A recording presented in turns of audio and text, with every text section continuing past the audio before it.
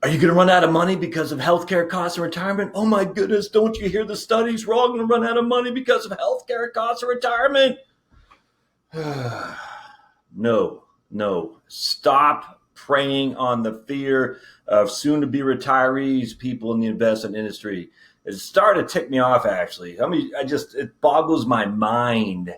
The level of playing on people's fear of running out of money, keeping them from enjoying their retirement, their well-deserved retirement, enjoying the money they've squirreled away. It actually started to tick me off. And you need to stop, because you're actually, again, you're preying on the fears that are unfounded. Without question, they're unfounded. And stop it. It's not right. It's not right. And unfortunately, a lot of people are falling for this. So if you're a consumer of financial information, my friends, and you're falling for this trap, every day you hear healthcare cost, stop. Take a deep breath. Let's look at the numbers, because it's absolutely disingenuous. And I know why people are doing it, because let me just go into it. Welcome again to another edition of Heritage Wealth Planning YouTube channel. Yeah, I'm kind of frustrated today. I just did a video on how 90% of seniors are overpaying for their prescription drug costs. And I've been reading a lot on healthcare costs and retirement, Medicare, Medicaid. Medicaid's for poor people, but Medicare primarily, and all the different Medicare Advantage policies, Medicaps, whatnot. And the one thing Medicare does not cover is long-term care. Let me just say it clearly, as loud as I can. Medicare does not cover long-term care. It says it right there on page 4 of your Social Security statement. Medicare does not cover long-term care. So if you think Medicare covers long-term care and you've watched this video, you can no longer think that. Please look at your own Social Security statement. You'll see very explicitly it does not cover long-term care. Does Medicaid cover long-term care? Remember, Medicaids are indigent people, poor people essentially, not essentially, literally. And if you want to go the route of Medicaid planning, and I'm going to show you an article here about somebody who's going that route, I invite you to think again. Go to a Medicaid facility. I invite you to. Yeah, there are some rooms in the more uppity skilled nursing home cares and assisted living facilities, whatnot, where they do provide a couple beds for Medicaid recipients, but the likelihood of you getting in those beds is minute. If you ever been in the military, it was like space available. You ever heard that? And that means if they have the space and you're in and your number is chosen, you'll get the room. That's for sure. But the likelihood of your number being chosen is so minute, it's not worth even planning for that. VA, same thing. VA is absolutely space available. So again, if you're a retired TRICARE or something like that, you can assume the VA will be there for sure, but don't assume it's going to be the coverage that you want in your dying days there. Assisted living to skilled nursing care is the way to go. But at the end of the day, what's the likelihood of you going in there relative to the fear that these guys are telling us? So here's a Fidelity study. They do this every year. They've been doing this for 15 years. And right now it's 275. So here's 2016. Healthcare costs for couples in retirement rise to an estimated 260,000. Fidelity analysis shows it's from 2016. I saw someplace. It's actually 275,000 now. And so I just did a quick analysis. I said, that's interesting. What would be my food costs? Let's take out healthcare and just say food costs for couples in retirement rise to an estimated what? Let's say my wife and I, we spend $20,000 a year on food. Take my trusty calculator, boink. We're going to eat $20,000 a year for food. We're going to inflate it by 3% a year. We're going to both die at 85, so that'll be 20 years. And our future value on that would be $771,000. How come no one ever says food costs? It's weird. So basically, if we have $771,000 of total costs in food, we're able to back that up for inflation. I get all that. So let's just say food costs $500,000 for just simplicity. You never hear food care cost of couples retirement rise to an estimated $500,000. You never hear that. Never do, which is funny, because food is more important, frankly. Because I hate to say it, but if you don't eat, you're going to die. So why do we do this? Well, because we're playing on the fears of people that they need to do more than what they're already doing to prepare for retirement, where they're going to be dying in a grave eating ramen noodles someplace in a pit. And it's bothersome to me. So let's look at this study that Fidelity does, because I think it's interesting. Actually, I want to go back to this one right here, because this is a similar one. Boston College Center for Retirement Research. And I'm a huge fan of these guys over there at BC on their Social Security stuff. I'm not a huge fan of this mentality here at all. in the lease. And again, this is from February 2010. You can look up if you want to see more recent one. That's fine. But here's healthcare. What's the distribution of lifetime healthcare costs from age 65? Healthcare costs loom as a major risk for all retirees, with nursing home care as a real wild card. A typical couple at age 65 can expect to spend over its remaining lifetime $197,000 with a 5% risk of exceeding $311,000, excluding nursing home care. So listen, my friends, we're not even including nursing home care. Whoa. And if you need nursing home care, it could go up to $570,000 with a 5% risk of exceeding $570,000. So look, we're not even counting nursing home care, and look at the risk, $311,000 you can spend on health care. And then on top of that, if you do need nursing home care, we're talking $570,000. You're doomed. And yet you're sitting there thinking, oh, and I get it. It's seductive. It absolutely is. You're sitting there thinking, I don't have that kind of money. What do I do? What do I do? Well, here's Fidelity. They're ready to help you. And what they should do. Oh, health savings accounts can help address healthcare costs and retirements. Look, I am a huge fan of HSAs. You're not going to find a bigger proponent of vouchers for medical you're just not. I'm a huge fan of HSAs without question. I think if they just said that instead of having even Medicare, they said, here's a $10,000 coupon, go buy your own policies, free to go over state lines. Yeah, man, the healthcare costs would drop significantly overnight as competition rears its beautiful, beautiful head in a pure capitalistic sense. HSAs are a wonderful step in that direction. I'm a huge fan. So HSAs are tied to high deductible health plans. The two things go hand in hand. Basically, you're saying, I'm going to pay for my basic stuff like an oil change on my car. I'm not going to file an insurance claim to get an oil change on my car or to change the filters in my HVAC units. I'm going to do that myself, and I'll pay the cost.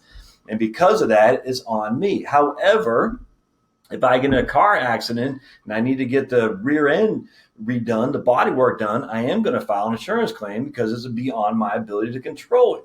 So because I'm paying for all the lower costs on my end and only the catastrophic cars I'm going to have it insured, the costs are going to go down substantially, and it won't wipe me out because I have that catastrophic coverage. That's what health insurance should be. That's what insurance is supposed to be. You cover for catastrophes. It's a pool thing, insurance. I'm pooling my money with all these other people in there. The likelihood of any of us having an individual catastrophe is minimal, but the likelihood of someone having a catastrophe is high. We don't know who that someone's going to be, so we all pool a little bit of money, so that way when that something happens to that someone, he or she has his pool money to draw on so they don't have to be destitute. That's insurance 101, man. It's incredible how it works. The likelihood of an individual thing happening to you specifically is nil or minimal. The likelihood of that thing happening to one of your group is almost 100%. We know that it's going to happen to somebody. We just don't know who.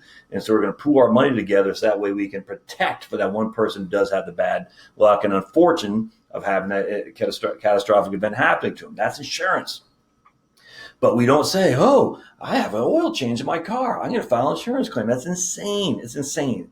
And that's why our insurance costs are so high now, because all these low-level things are costing us billing errors, people got to do all that stuff, just billions of dollars is waste and fraud, without question. All right. So HSAs are a wonderful thing here. But what I like about it, to help employees manage healthcare expenses, a growing number of companies are offering high-deductible health plans with an HSA. The popularity of HSAs are booming, with the number of HSA accounts rising to 16.7 million, an increase of 22% from the previous year. Fidelity provides HSAs for almost 500,000 workers, and HSA has assets of $1.5 billion. All right. Hey, look, I don't care. Fidelity, look, you want to make money on HSA, I have no qualm with that at all. In fact, I did a video on Fidelity that they offer pretty good plans, without question, incredibly low fees, for sure. I don't have any problem with this in the least. None at all. But let's just get it through our heads. They're making it seem like this is going to make everyone destitute. Now, I'm going to show you here in a few minutes. Stay with a few seconds. Stay with me why that's just simply not a worry for something that most people need to have. So they're making it seem like this is going to haunt you, and they're saying we can offer a plan of action, which, of course, they get paid on, and I don't have a qualm with that. I mean, that's fine. I love HSAs. I don't have any qualm with Fidelity. I do have a qualm with this level of fear they're imputing on us. All right, so let's go into these guys. So they download full brief. And again, Center for Retirement Research at Boston University, BC, excuse me, not BU. This is from March 2010. It's going to be the same. Nothing has changed. And so what we say, the major healthcare expenses retired households face include premiums for Medicare Part B and Part D, which covers drug-related expenses, prescription drug plans, like I just talked about in a video a few minutes ago, premiums for Medicare Part D, Medicap, and retiree health insurance premiums, co-pays related to Medicare covered services for those expenditures not fully covered by Medigap or retiree health insurance, eyeglasses, dental care, health insurance, hearing aids. And so you're paying premiums for your Medicare Advantage, for your Medigap, for your co-pays, your co-insurance, your premiums for Part B and Part D. Those are the major health expenses retired households face as those premiums. There's no getting around those. If you're going to be on Medicare, you're going to pay those premiums. There's no getting around it. Basically, it's $40 a month for Part D, which is prescription drugs. I think the average, the premium right now is about $134 a month for Medicare Part B. So anyone, every single person out there on Medicare right now is paying a minimum of about $180 a month per beneficiary for their Medicare coverage, without question. That's not debatable. Now, if you start making more income and you have more modified adjusted gross income, which I've talked about in 1,000 different videos on the Heritage Wealth Planning YouTube channel, your premiums could go significantly higher for sure. But just every Joe Snuffy out there and Jane Snuffy out there is paying about $180 a month just in premiums alone. That does not cover co-payments. That does not cover deductibles. That does not cover your premiums for Medicare Advantage or Medigap. It doesn't cover any of that. It just covers your premiums alone. So when you factor on that, that's where the bulk of the cost comes. Now, they do say the main source of retired household health care costs are co-payments for Medicare covered, but we already talked about that. Long-term care cost can be quite significant. All right, so this is what I want to talk about. This is where we're trying to get people are trying to make people nervous. Long-term care costs can be quite significant, and your long-term care cost is not covered by Medicare. So listen to this, critically important. I remember this from 2010, and the numbers have actually dropped since, but about 1/3 of individuals turning 65 in 2010 will need at least 3 months of nursing home care. All right. So 33% of individuals turning 65 in 2010 will need 3 months of nursing home care. Does that mean anything to you? 90 days. That's the elimination period for most long-term care insurance policies. In fact, nowadays it's probably 180 days simply because they got to get the premiums down. So a lot of people who have long-term care are going to have an elimination period of 180 days, which is 6 months. It used to be 90 was a default because most people needed long-term care facilities for 90 days, which the bulk is picked up by Medicare. That's exactly right. 24% will need it for more than a year. So remember, of the people turning 65, all right, so that's a subset of the population as a whole. 24% will need it for more than a year. That's long-term care, nursing home care. Now, that could be home health care as well. And only 9% will need, again, this is 2010. It's changed since then. 9% will need it for more than 5 years. All right, so just let's go on these numbers. And it's not nearly as bad today as it was back in 2010. All right, so let's just say you're one of the 24% from 2010 who need it for 1 year. How much does it cost? The annual cost for nursing home is $71,000 for a semi-private room. All right, so there's a 1 in 4 chance if you hit 65 that you'll need, and again, this is older now. The numbers are better today, but let's just go over this. A 1 in 4 chance if you need nursing home that you'll spend $71,000 on. That's the average. All right, $71,000. There's only 1 in 4 chance. How do you protect yourself from that? Well, you ever heard of savings? Crazy, right? I mean, it's not insurance, it's savings. Just put some money on the side for savings. Crazy. Alternatively, employing a home health aide, which a lot of people are starting to do more and more, costs about, for 5 days a week, costs about $22,000 a year. Medicare pays a maximum of only 100 days of nursing home coverage. Nursing home care, Medicaid, again, that's for poor people. Support for long-term care is subject to strict income and asset limitations. So I want to point this out. Now, I'm going to show something a little bit more recent. About 1/3 of individuals, now that sounds high, will need some form of nursing home coverage. Okay. Will your long-term care coverage cover that? Nope. Nope, they're not, because you have what's called an elimination period of a certain amount of time. The deductible. Medicare will cover the first basically 90 to 100 days, as we talked about. So the vast majority of people are not going to need any long-term care at all. They're just not. Now, the 9% of the people, and again, it's really about 5% today, and I'll show you that in just a second, who have it over 5 years, those people are going to need, they're going to be in a world of hurt when it comes to the long-term care, because if they don't have a long-term care insurance policy, the catastrophic situation is going to doom them. I know that for a fact. I've had many clients who needed long-term care policies, but I've had many, many, many, many more who had long-term care policies and never used it for sure. All right, so let me show you something else now. I thought this was pretty interesting. Right here. How many seniors really end up in nursing homes? And this is from 2016, and so we got a little bit more population. A little bit more studies on this. According to U.S. Bureau of Census, slightly over 5% of the 65 plus population occupy nursing homes. Oh, what happened? Oh, gotta get that out of the way. Come on, man. All right, there we go. Slightly over 5% of the 65 plus population occupy nursing homes, congregate care, assisted living, and board and care homes. And about 2% are in the nursing home at any given time. So going back to this one, 24% needed for more than a year, but is that the same 24%? Can that not change? All right, so that's the issue. So I take a little bit of umbrage with this BC report, because I do believe that there's a rotating person, that some are in the nursing home, some are out, some are in, some are out. So according to U.S. Bureau of Census, slightly over 5% of the 65 plus population occupy nursing homes. That's it, 5% of the over 65. And 4.2% are in nursing homes at any given time. The rate of nursing home use increases with age from 1.4% to the young old, 65, probably about 70, to 24.5% of the oldest old. Almost about 50% of those older than 95 are living in nursing homes. So that is what's skewing this number right here, is that the vast majority of those people are going to be over the age of 95. Now, I'm not saying for you to jump off a bridge at 94 years old, but I am saying let's think this through now. What is the likelihood that you're going to survive till you're beyond 95? And even if you do, only 50% of those beyond 95 are in a nursing home. Now watch this.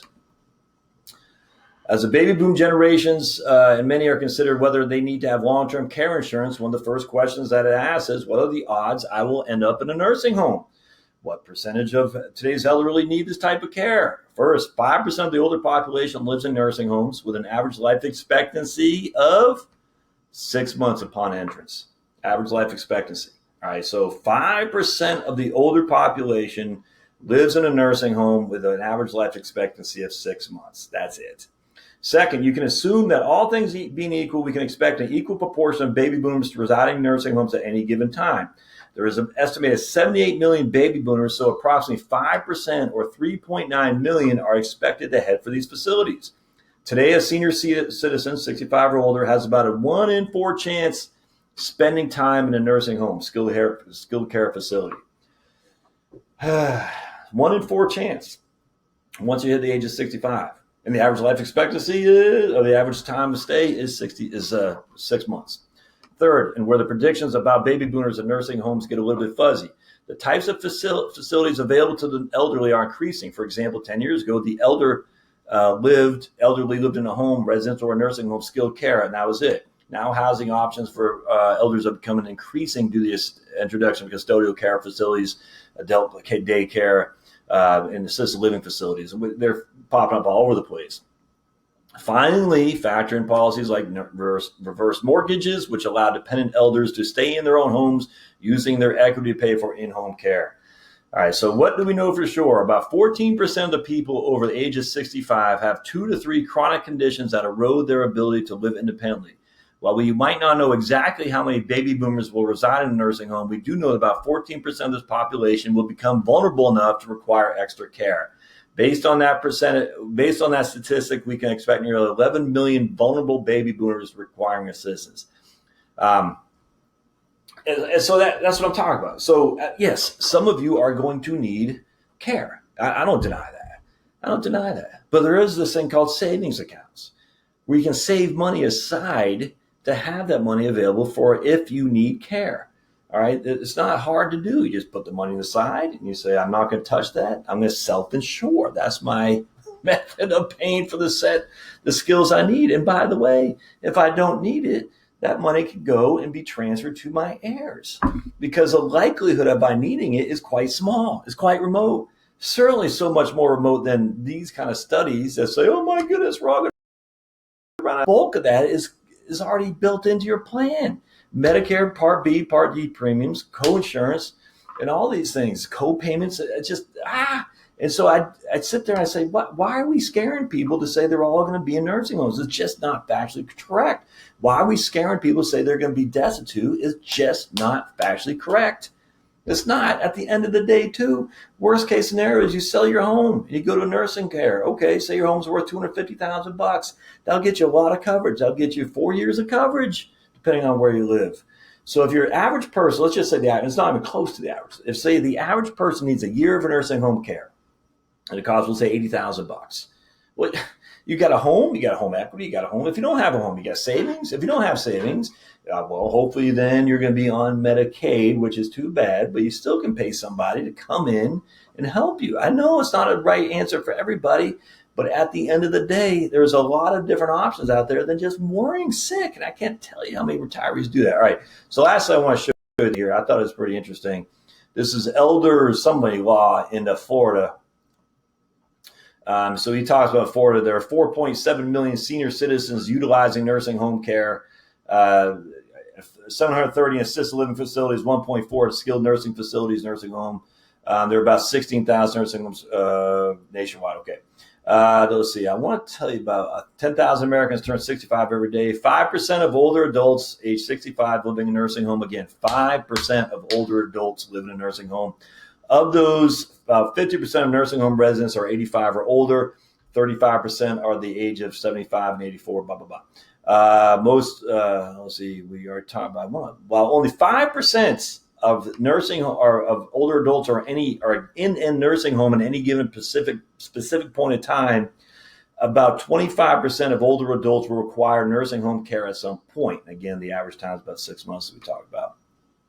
Approximately 30% of nursing home residents will recuperate and move back in their communities. 36% leave nursing homes because they are being transferred to another nursing home or hospital. Unfortunately, about 25% will exit a nursing home only when they have died, and 10% will leave for other reasons. So the vast majority of people who are in nursing homes don't end up there for sure. That's just a fact. But I want to point this out. Nursing home care is undeniably expensive without long-term care insurance.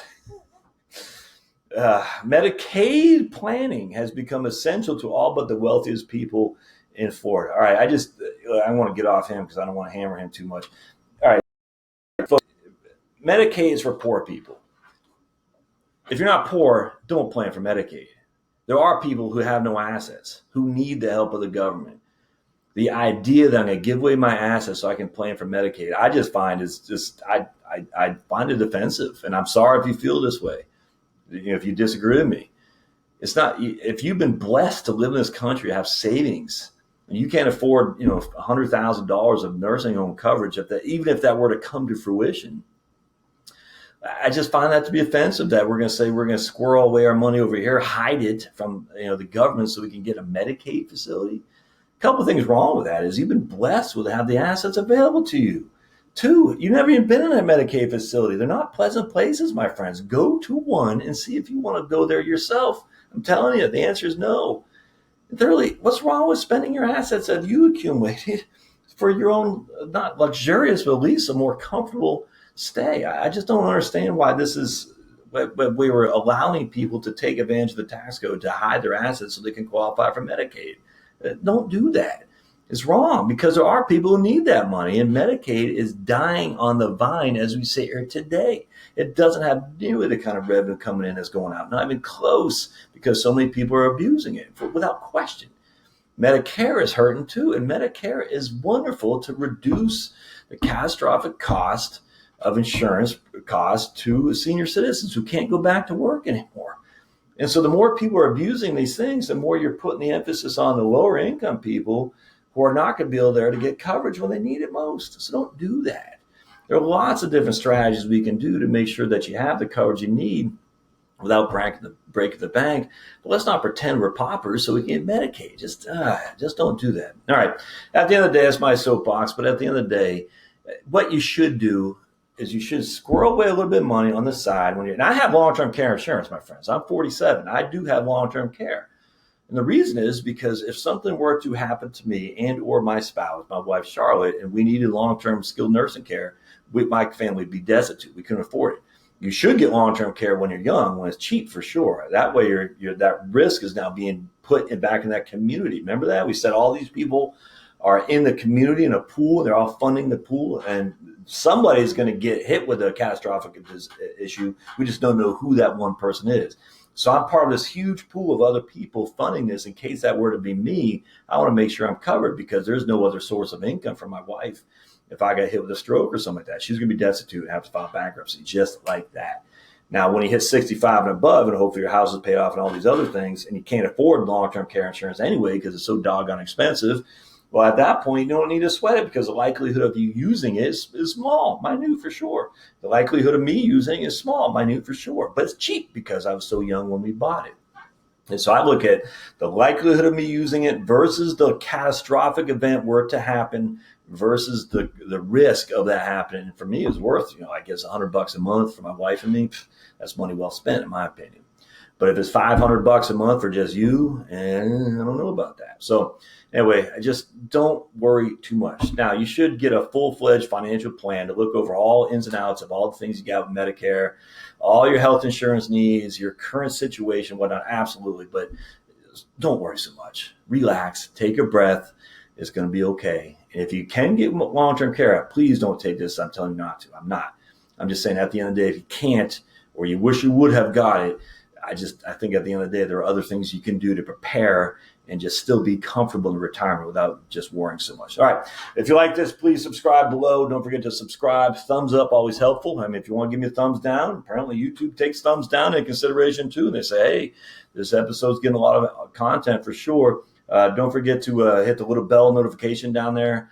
All my other stuff at heritagewealthplanning.com, my blog, my YouTube post, my podcast, you can find those all at heritagewealthplanning.com. Don't forget to subscribe. We'll see you next time at Heritage Wealth Planning. Thanks, guys.